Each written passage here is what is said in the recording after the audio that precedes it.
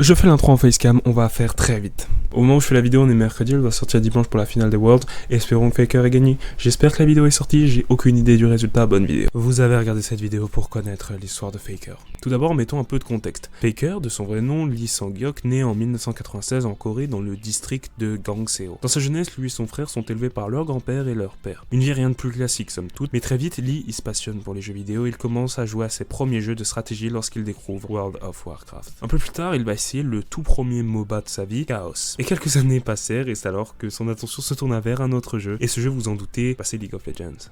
En fait, il faut savoir que la famille de Lee, elle est derrière lui dans tout ce qui le passionne, et ça en fait que, ça va lui permettre de performer. Et en effet, ça va porter ses fruits parce que d'après son expérience sur Chaos et ses premiers pas sur le jeu, il se trouve que Lee, il est plutôt très doué au jeu de type MOBA. Et vous voyez peut-être où je veux en venir, mais ses performances plus qu'anormales, encouragées par ses proches, ça va vite le mener très haut. Pour les gens qui regardent League of Legends sans savoir ce que c'est, je vais résumer très vite. La première équipe qui détruit le gros caillou dans la base adverse gagne. Lee, il accroche à League of Legends, mais il y a une problématique, c'est qu'il sait pas où jouer. Donc, il doit décider quelle lane jouer. C'est alors qu'il va se mettre à essayer tous les rôles possibles et imaginables. Il va se diriger d'abord en bot lane, puis en top lane, et enfin en mid lane. Et en fait, Lee, lui, dès ses premières parties de LoL en mid lane, il prend beaucoup, mais alors beaucoup de plaisir à jouer. Après plusieurs parties, Lee préfère de loin le poste de la mid lane, alors il choisit de s'y focaliser et de s'y entraîner.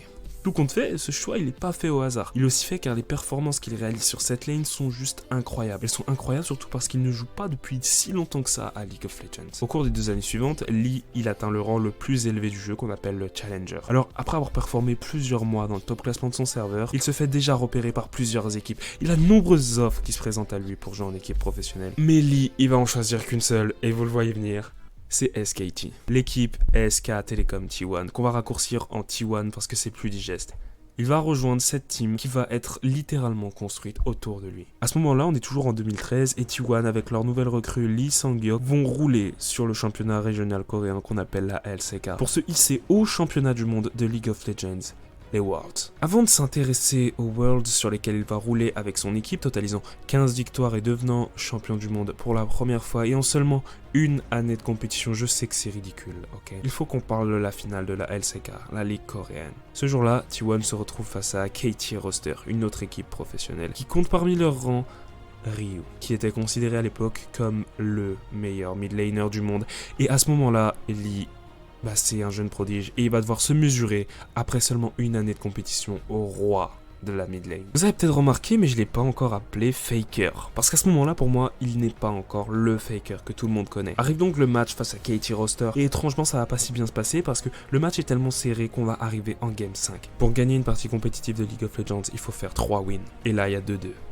Donc on va en game 5. Le gagnant de cette game devient champion de Corée et va arriver une dinguerie.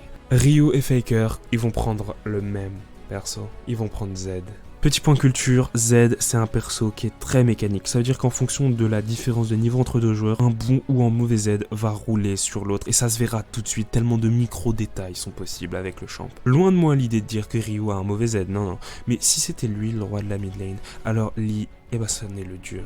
Pour les plus perspicaces, vous savez de quoi je vais parler. Au moment où Faker se rue pour Log Z, Ryu y répond instantanément en faisant de même. C'est épique un peu, non? La game se lance et ça va encore une fois être extrêmement serré. À la 31e minute va arriver le move le plus célèbre de tout League of Legends. Si vous avez jamais joué au jeu, je suis sûr que même si vous n'avez pas vu d'extrait du jeu, vous avez déjà entendu ce passage. Lee commet une erreur de positionnement que Ryu va immédiatement venir punir. Et vous détrompez pas, ils ont les mêmes objets à une différence près, celle que Faker y possède une QSS, un objet qui lui permet de dissiper tout effet de contrôle. Mais pour la rentabiliser, il faut que Lee la time parfaitement. C'est presque inhumain à l'époque, le niveau il est pas si haut que ça. Et pourtant, à ce moment-là, Lee, il est devenu Faker.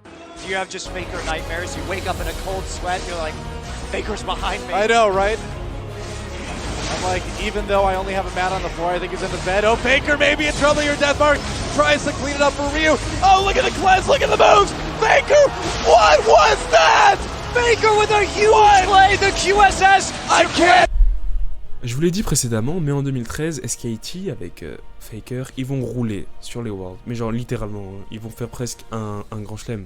Donc on va s'attaquer à la suite en 2014. Cette année vont perdre pas mal de gros événements. Mais Faker, lui, il est plutôt constant, démontrant un niveau impressionnant pour l'époque. Malheureusement, cette année-là, T1 va perdre la LCK, ce qui va profondément marquer Faker, étant donné qu'il ne pourra pas participer au Worlds de cette année-là. Faut que vous compreniez que pour un joueur compétitif de League of Legends, ne pas participer au Worlds alors qu'on est au top niveau mondial, c'est quelque chose qui est très dur à encaisser. On va donc avancer directement en 2015 et à cause d'une nouvelle réglementation, Faker, il va perdre 3 de ses anciens coéquipiers et il va devoir en accueillir de nouveaux.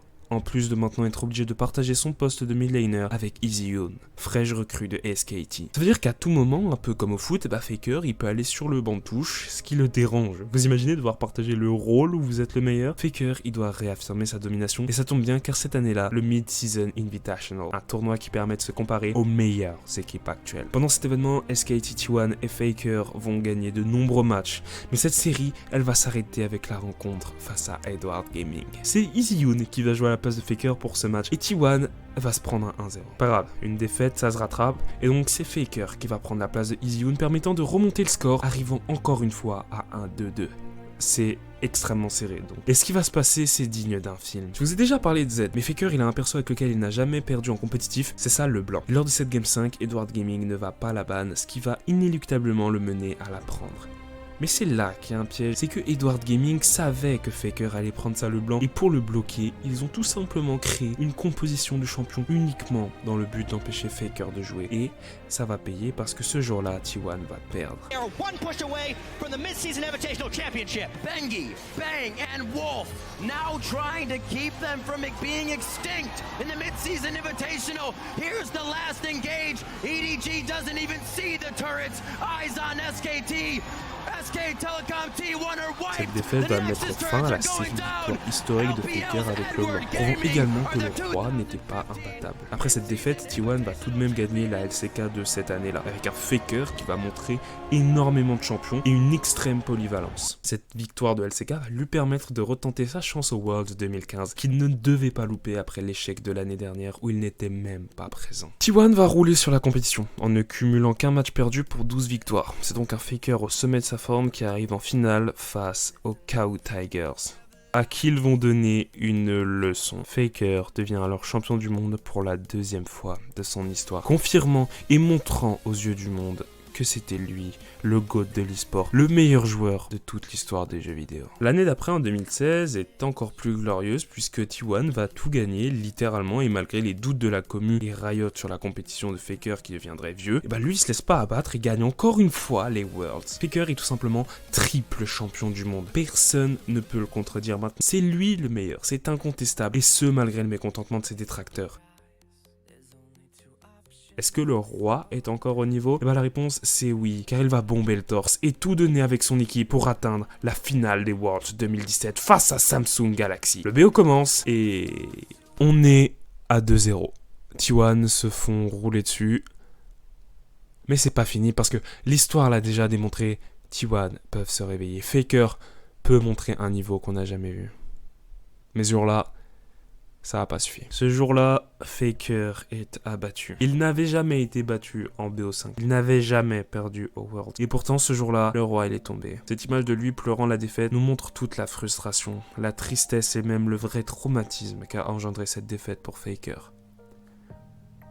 La vraie question à ce moment-là, c'est est-ce que le roi arrivera à se relever? Parce qu'en 2018, T1 ne se qualifiera même pas pour les Worlds. Et ça, c'était la première fois depuis le 2014. Et avec la chute de leur roi, étrangement, la Corée, elle va se faire laminer cette année, laissant place aux Européens qui gagneront le tournoi en 2018, qui est censé être l'année de la renaissance du roi Faker. T1 se recompose une équipe d'élite. Le line-up, il est incroyable, mais est-ce que ça suffira après cette année blanche qu'a été 2018? Faut savoir aussi que chaque année, il y aurait un nouveau Faker au mid qui prendrait sa place. Mais tous ont été flopesques jusqu'à maintenant. Tous, à l'exception du mid de cette année-là, Chovy. Chovy, c'est littéralement le rival parfait, notre protagoniste. Avec son équipe Griffin, il jouera 2 fois contre SKT en finale de la LCK. Et par 2 fois, Chovy s'inclinera face au GOAT qui ajoutera 2 ligues coréennes de plus à son palmarès. Mais c'est pas ça qu'on veut, nous. Nous, ce qu'on veut voir, c'est Faker gagner la Coupe du Monde. Et ça tombe bien parce que, si vous avez suivi, il a gagné 2 LCK et donc ça veut dire que il y a les Worlds cette année-là pour T1.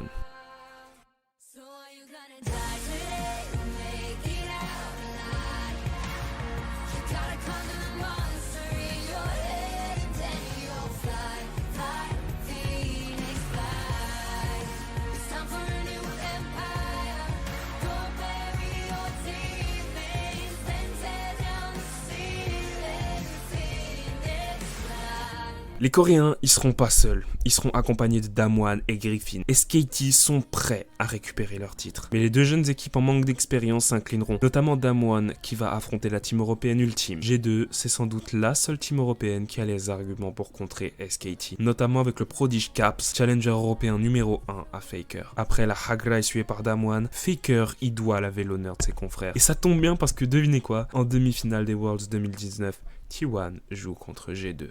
Malheureusement, les choses vont pas se passer comme prévu et T1 va perdre.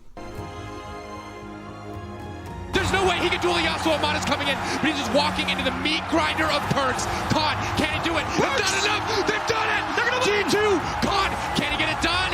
He can the Vladimir! They can't do it! This is it! The greatest team in the history of League of Legends, taken down by the greatest team Europe has ever produced. FPX, get ready. G2 is heading to Paris.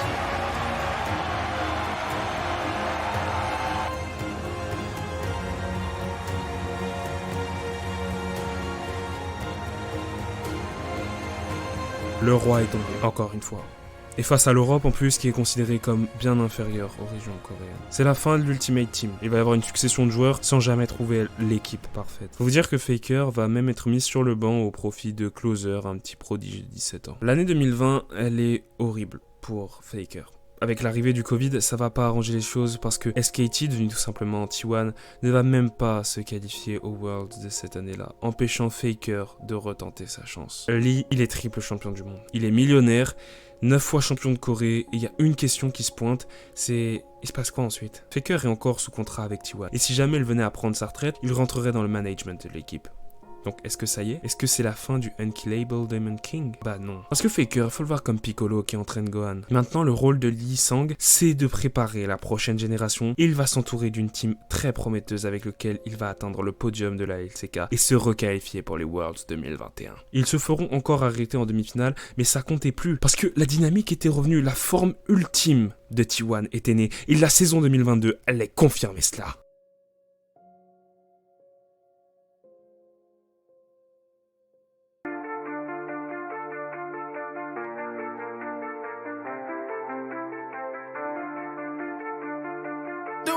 See it's over if I'm breathing. Racing to the moonlight and I'm speeding. I'm headed to the stars, ready to go far. I'm start walking. Don't ever say it's over if I'm breathing. Racing to the moonlight and I'm speeding. I'm headed to the stars, ready to go far. I'm start walking.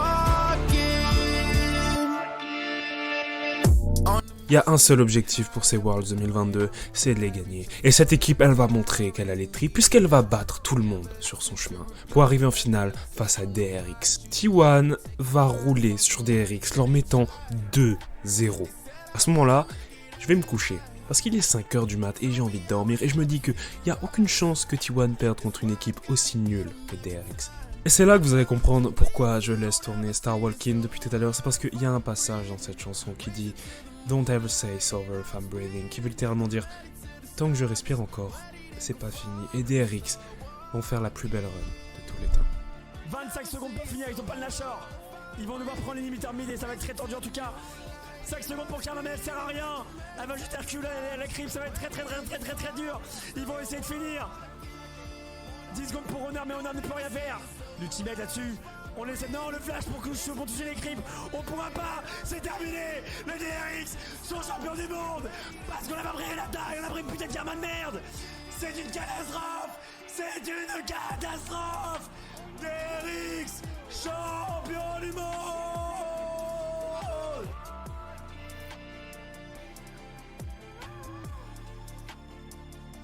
Don't ever say it's over if I'm breathing. Racing to the Arrive en 2023. Vous allez me demander qu'en est-il? Et ben l'histoire, elle s'écrit sous nos yeux car les Worlds 2023 sont en train de se dérouler. Et devinez quoi? Et bah Faker, il y est. Et est-ce qu'il va gagner les Worlds? Et bah l'avenir nous dira. Bien sûr qu'il va les gagner. Au moment où j'écris la vidéo, T1 sont en finale face à Weibo Gaming. Et c'est incroyable. L'année dernière, ils ont perdu face à DRX. Mais cette année, je crois en leur victoire. Au moment où sort la vidéo, je sais pas si T1 ont gagné. Il y aura peut-être un commentaire épinglé de moi qui est trop heureux. Mais je pense vraiment qu'ils vont gagner cette année. Et même s'ils venaient à perdre, la légende resterait inchangée puisque Faker, c'est et restera la légende vivante qui a à tout jamais marqué l'histoire de sa main de maître. Et même s'il prend sa retraite après une défaite ou une victoire à la fin de ce championnat du monde, ça restera Faker.